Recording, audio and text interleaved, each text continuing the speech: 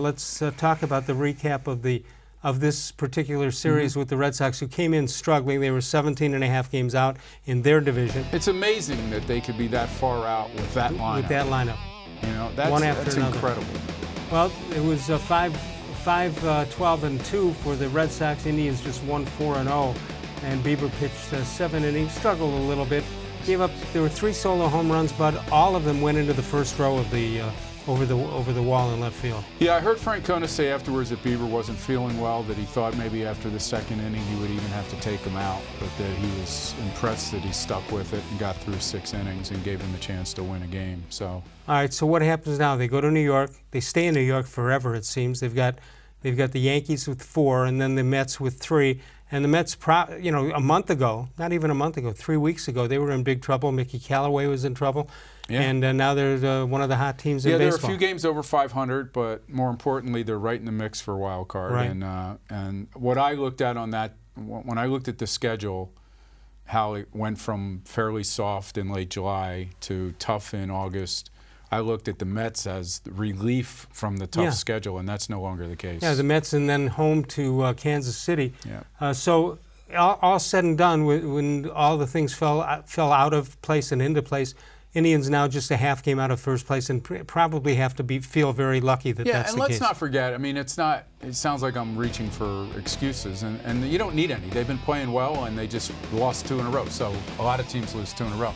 But they went 3 games without Puig in this series, and he's a guy. Lineup. Yeah, he's a guy that really adds a lot to their lineup and makes other hitters, ahead of them see some pitches that they might not normally see. All right, this is what it is right now. This is at the end of the day. Minnesota still has a half-game lead over the Indians. Minnesota 72-48. The Indians half game behind at 72-49. Don't worry about the rest of those teams.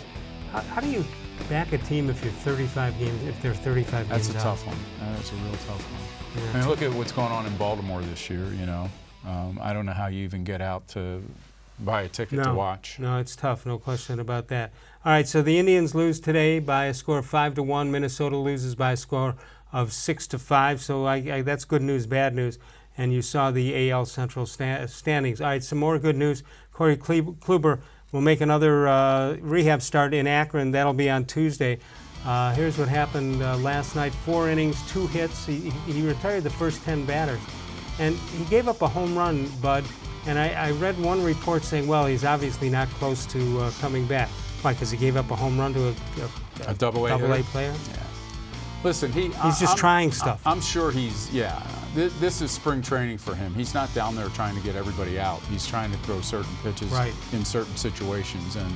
And sometimes it's going to take a while to get those pitches down. All right, he had 60 pitches as what he pitched.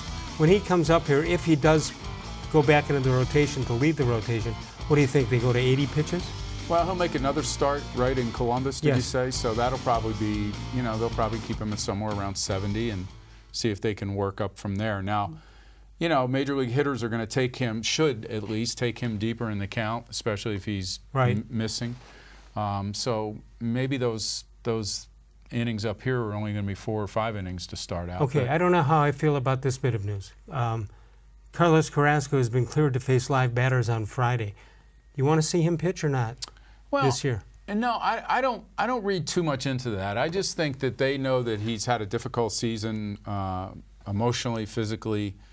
They certainly don't want to take the carrot away from him and say he's not going to pitch again this year. Everybody's rooting for him, and I think they're just going to leave it out there that that he could possibly help them at some point. But I don't think that's imminent, and if it happens at all, I could see maybe where he could throw an inning in a late season game maybe.